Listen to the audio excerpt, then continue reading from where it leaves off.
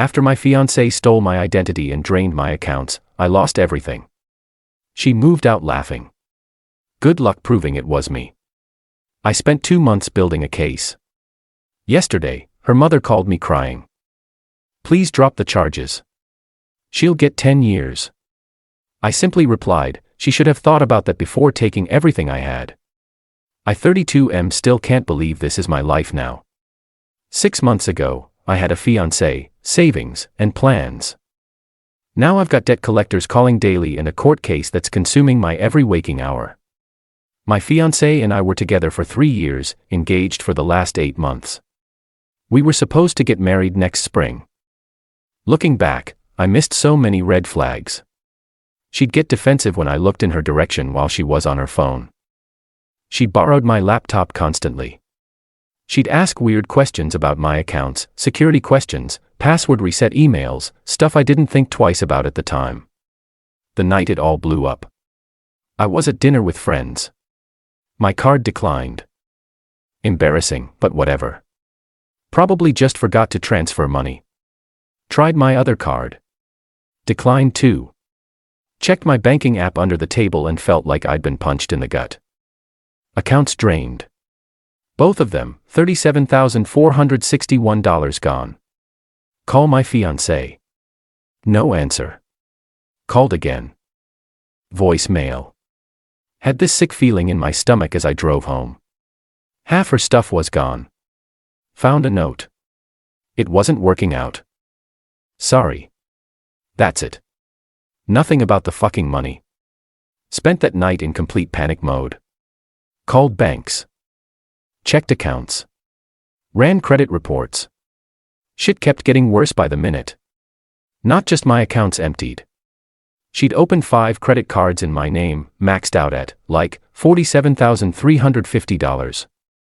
2 personal loans totaling $35,000, and a car loan for $42,000.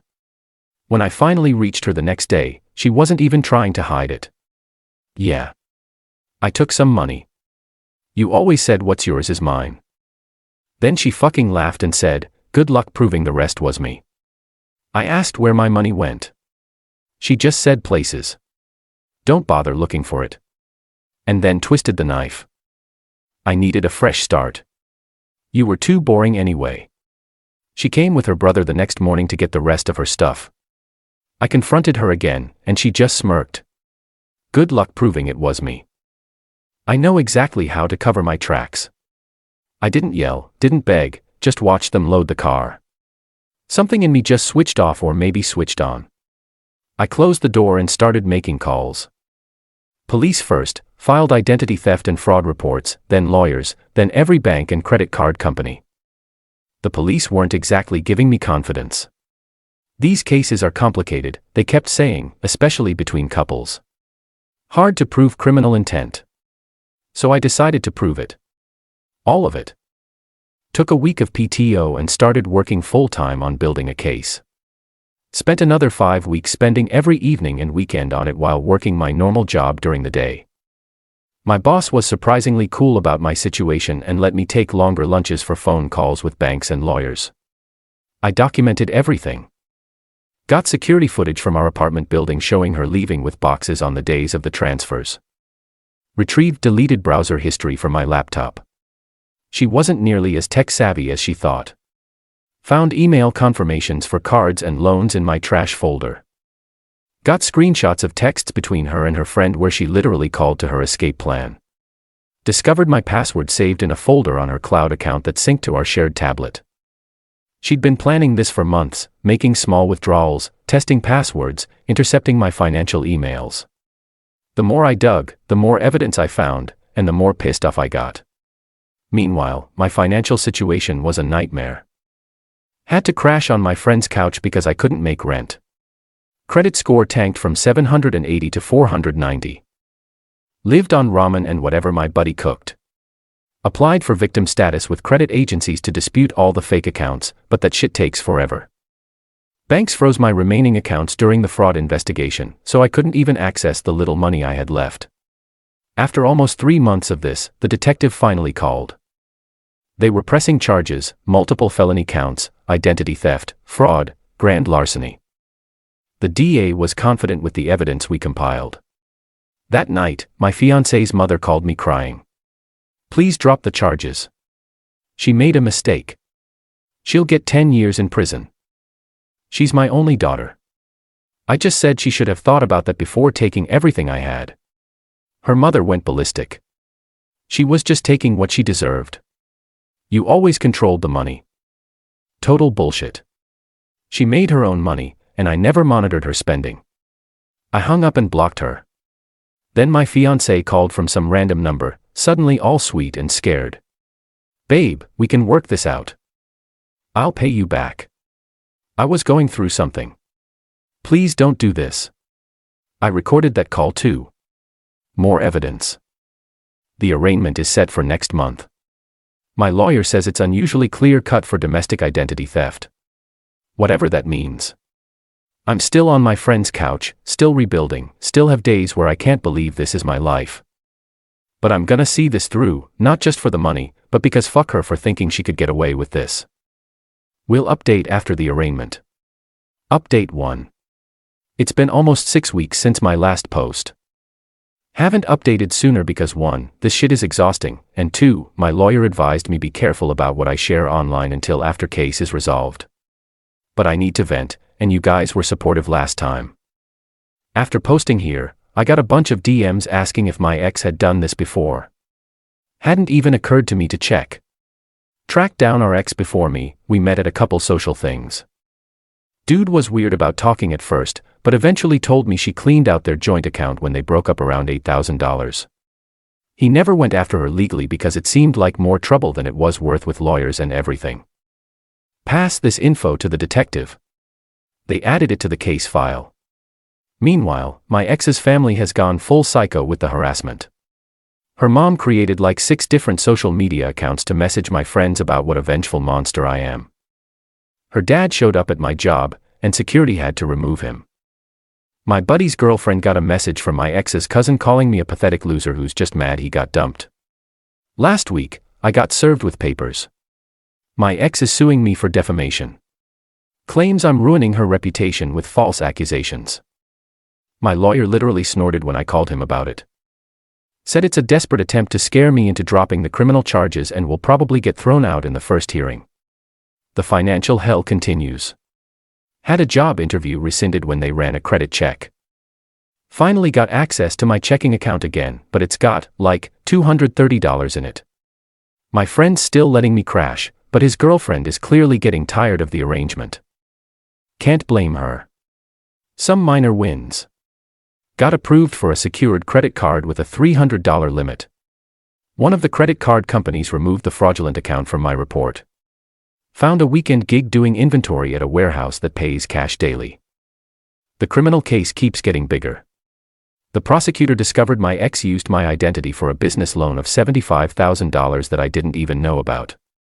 They've frozen some accounts where she transfer money, but a lot of it is just gone, spent, or hidden. The weirdest part, ran into her at the grocery store last week. I was buying ramen and peanut butter, the diet of champions when you're broke. She looked like hell, unwashed hair, baggy clothes. When she saw me, she started crying right there by the cereal aisle. I didn't think it would go this far, she said, like she's the victim here. I just wanted to start over. You can stop this if you want to. I just shook my head and tried to walk away. I'll tell them you knew, she called after me, that you gave me permission for everything. That's when I turned back and said, that's why I recorded our last call where you admitted taking everything. And every call since should have taken a picture of her face. She looked like she'd seen a ghost. Court date's been pushed back twice now. Currently scheduled for next month. The prosecutor says this is normal, but it's killing me. Just want this over with so I can start piecing my life back together. Still sleeping on a couch. Still eating like a college freshman. Still having nightmares about checking my bank balance. We'll update when there's real news. Update 2. Court didn't go how I expected at all. I'd prepare myself for this big dramatic showdown, testimony, evidence presentation, the whole deal. My lawyer had me practice answering questions for hours. I barely slept the night before. Then we get there, and immediately my ex's attorney asks for a meeting with the prosecutor. They disappear for, 40 minutes while I sit there feeling like I'm gonna throw up. Turns out, she wanted to plead guilty to reduce charges. Why the sudden change? Because the investigation found more victims. Not just her ex who lost $8,000, but apparently her old roommate and her freaking cousin too. The money she took from me was partly used to pay back another victim who'd been threatening to go to the police. This wasn't a one-time mistake. It was her MO. They brought me into a meeting room to discuss the plea deal. My ex wouldn't even look at me, just stared at the table while her mom glared daggers at me the whole time. The deal: she plead guilty to felony identity theft and fraud, served between 2 to 5 years depending on the judge. Prosecutors said realistically with overcrowding and good behavior, probably 14 to 18 months, actually serve 5 years probation, and make restitution payments to all victims. The prosecutor asked if I was okay with it. I asked for a few minutes with my lawyer. What if we don't take it? I asked. Then we go to trial. With the evidence we have, she'd likely face 8 to 10 years. But trials are unpredictable, expensive, and this could drag on for literally years. I was so tired. The thought of dragging this out for years more, the stress, the court appearances, the constant reopening of the wound, I just couldn't. One condition, I said finally. I want her to tell me to my face what she did, not some lawyer speak bullshit. I want her to admit it. They set it up in a small conference room with our lawyers present. We sat across from each other, and for the first time, she looked scared, remorseful, hard to tell. A full minute went by with her saying nothing. I'm waiting, I finally said. She took this shaky breath and said, I stole your identity. I took your money. I planned it for months. Her voice cracked. I've been doing this for years to everyone close to me. I don't know why. I just nodded and walked out. What else was there to say? The plea was entered that afternoon. Judge scheduled sentencing for next month, but revoked her bail, so they took her into custody right there. As they led her away, her mom followed me into the hallway. Are you happy now? She hissed. You've ruined her life. I just said, no. She ruined her own life and mine and several others. I'm just trying to rebuild. Not gonna pretend I felt amazing walking out of there. Mostly, I felt empty and fucking exhausted. It's been about 2 weeks since then. Got approved for a tiny studio apartment, had to pay triple deposit because of my credit, but my new boss co-signed after hearing my situation. It's barely bigger than a closet, but at least I have my own space again. My financial situation is still a disaster. The DA says restitution will take years and will probably only recover a fraction of what was taken. Credit score is still in the toilet, still living paycheck to paycheck, but at least the collections calls have mostly stopped since the case was resolved. Some days, I'm angry. Some days, I'm just sad. Most days, I'm too tired to feel much of anything. Sentencing is next month. I'll update after. Final update. It's been almost a year since my last update. Wasn't planning to post again, but something happened that felt like the end of this chapter, so here we are. Quick recap. After the plea deal, my ex got sentenced to 3 years. With credit for time served and overcrowding, her lawyer said she'd likely serve about 18 months. She's been in for about 11 months now. Financially, I'm surviving. The court ordered restitution, but that's been a joke. I've received exactly 3 payments totaling $1,850. Her parents apparently covered those then stopped. My lawyer says we can pursue enforcement, but that means more legal fees I can't afford right now.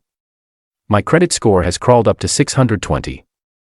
Still bad, but at least I can function. Got denied for an apartment 4 times before finding my current place, which costs way too much for what it is, but landlords can smell desperation. Changed jobs twice.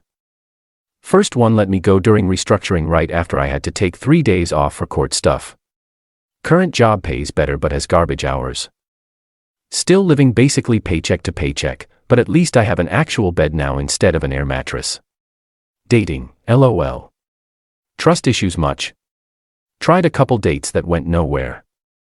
Hard to explain to someone why you flinch when they ask what bank you use. Yesterday, I got a letter with the State Corrections Department return address. Almost threw it out thinking it was some official notification about parole hearings or something. Then I realized the handwriting wasn't official. It was hers. Stared at that envelope for a good hour before opening it. Inside was a 3-page handwritten letter. Basically, she's been in therapy in prison. Says she's been diagnosed with some personality disorder, didn't specify which. The therapist has apparently been helping her recognize her pattern of predatory behavior. She wrote that she's not asking for forgiveness or for me to respond, said she doesn't expect me to believe she's changed, but wanted me to know that what happened wasn't because of anything I did wrong. Said she's always targeted people who trusted her and that it wasn't personal. The last part read, "I used to think people who got caught were just stupid. Now I realize I was the stupid one, not for getting caught, but for thinking I was entitled to whatever I wanted. I'm sorry for what I did to you. I don't expect that to mean anything to you, but I needed to say it. Don't know how to feel about it. Part of me thinks it's bullshit. Another manipulation tactic as her parole hearing gets closer. Part of me wants to believe people can change. Mostly, I just felt tired reading it. I didn't respond. Put the letter in the box with all the other case documents. Maybe someday, I'll feel differently about it. But right now, it's just another piece of the puzzle of how the hell I missed all the signs. That's the thing about being betrayed like this. It doesn't just take your money. It takes your ability to trust your own judgment, to believe what's right in front of you. I'm working on getting that back slowly. Have a date next week with someone from my apartment building. First told her I was too busy, then finally agreed. Told her up front that I have relationship baggage without dumping the whole story on her. She said she has her own baggage too. We'll see.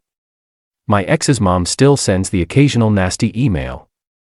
Last one said I should try forgiveness and that holding on to bitterness only hurts yourself. Block that address too. Someone asked me recently if I regret pressing charges. Honestly, sometimes. Not because she didn't deserve it, but because the process nearly broke me too.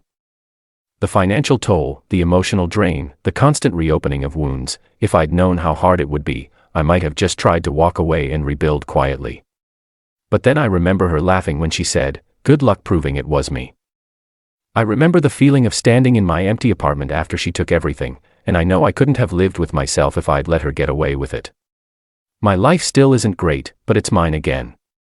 I check my credit report every week. I have alerts set up on all my accounts.